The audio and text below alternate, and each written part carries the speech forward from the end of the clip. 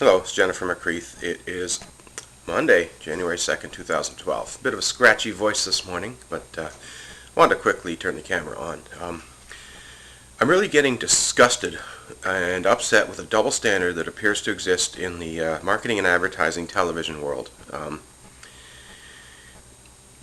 It's not politically correct to pick on a lot of demographics now because we realize that we've caused them undue additional hardship, but we're not there yet with the trans community. Between the ABC new television show that makes a mockery out of males who want to or need to become feminine and living life as a woman, it sexualizes women, it dehumanizes us, and it portrays us as laughingstock, jokers, and doesn't perceive us to be taken seriously. Latest is a tampon commercial created by a company in Australia. I think it's called Libra. Basically, the implication is that if you don't have periods, then you're not really a woman, and that you are to be looked down upon and not perceived as humanistic. At the very same time, I see the news. Teenagers are committing suicide for being gay and lesbian and facing scrutiny for that, being bullied for that. How is this different, folks? Just because I'm not a teen doesn't mean I'm not susceptible to facing the same harshness that bullying does. This is bullying. No, I don't have ovaries. I get that. I'm not stupid. I don't need to be reminded of that. I do have a vagina. I spent $18,000 on surgery to have that, out of my own fucking pocket. You still want to try to mock me and look down upon me and say not only am I not really a woman, but I'm not really human, and I deserve to be mocked or made fun of because of this? No, I don't need to put a tampon in there. I could if I wanted to. I don't see that making me more of a woman. I have a lot of friends who no longer have ovaries or a uterus. He's saying they're not women either and that they deserve to be mocked. How about we pick on them? For those of you who aren't trans and are saying lighten up, well, you don't know what it's like to be picked on, perhaps. You're now part of the problem. You're the bullier. Bulliers are always in denial, saying, well, I'm not really hurting you, I'm just having a little fun, and yeah, you might want to do your homework on that, people, because you're gonna lose a lot of respect, you're gonna lose friends, and you're gonna find yourself potentially in court facing lawsuits. Sure, when people commit suicide, they're the ones that are pulling the gun on themselves, but that doesn't mean that the bulliers aren't off the hook. There are consequences here, folks, and it's time to wake up. It's just unacceptable that it's still okay to pick on the trans community. And don't try to use the drag queen versus transsexual as a cop-out. Quite frankly, that's a whole other issue that I guess it pries upon the double standard. It's okay in society for a female to be a tomboy, but it's not okay for a male to be feminine. And perhaps that's why we have drag shows, and that's why we poke fun of it. We poke fun at femininity. But it's not the same thing.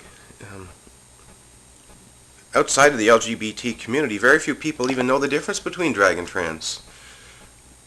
How about the difference between drag and crossdress? Drag is an art form. It's an entertainment.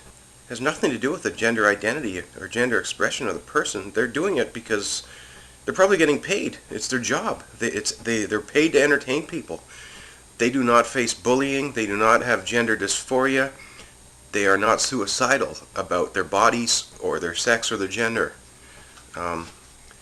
Crossdressers goes beyond that. For crossdressers, it's not designed to entertain others. This is something they do for themselves. Some of them are described as fetishists because it turns them on to dress in other gender clothing. Some of them know it's a different thing. Then you go beyond the word dress into transgender, transsexual. The big debate, is this an umbrella? Are we all the same? Are we all different? Some of us need this bottle right here, the hormones. Some of us no. Some of us need surgery, some of us don't. To imply that we're any less human because of this is ridiculous. To suggest that it's okay to pick on us or joke about us or mock us, it's just as harmful. I could pick on you, I'm sure, whoever you are watching this. I could find something about you, I could find some weakness that I could exploit and pick on you for it and even suggest that you're subhuman because of it. Of course I wouldn't do that, and of course I wouldn't suggest that it's okay for me to do that. How about we pick on mentally ill people if you, who knows what? Well, you go through the history of civil rights. Started with the black versus white. You don't see commercials mocking black people because their ancestors used to be slaves. You don't see white people dressing up as blacks and pretending to be slaves and considering it a form of entertainment or suggesting that it's just a joke. I could go on. The women's rights movement, even the issue of gay lesbian marriage. How about I create some sort of mockery where I'm looking for some sort of civil union and I've got a marriage certificate and I make some sort of mockery or some sort of joke about that? You probably wouldn't like that either. And how about this ridiculous issue of the blood donation policy that seems to be such a huge priority for people? How about I just laugh at you and say, get over it. Who cares whether or not you can donate blood? It doesn't mean anything. Sure, you're subhuman and perhaps we think you're all full of diseases, but just take it as a joke. Of course not. I'm not going to do that either. What's that phrase? Unless you've walked a mile in my shoes, don't pass judgment on me. Don't tell me what should offend me or what shouldn't. Educate yourself. Listen and learn. I'm not uptight here. 74 people liked that tampon commercial on YouTube and over 1,000 disliked it. Several trans people are offended and upset. That is bullying. It's the exact same thing. Watching that is bad enough, and then reading some of these stupid comments literally puts me in a depressive state. I can understand why people would commit suicide when that's what they feel they're up against in society. Even people who are supposedly my friends seem to think it's okay to mock trans people and pick on it and then try to justify as to why I'm in the wrong. Well, that's ridiculous, folks. I'm very upset. I'm very disappointed. Disappointed in society, and heck, that's why you see me holding myself up in this apartment. You don't see me going out hanging out with cis people on New Year's Eve. Maybe you've done a good job isolating me, world. I don't feel comfortable being around you because you try to make me feel like I don't belong. I'm less of a person. I'm less of a human being. I don't deserve rights.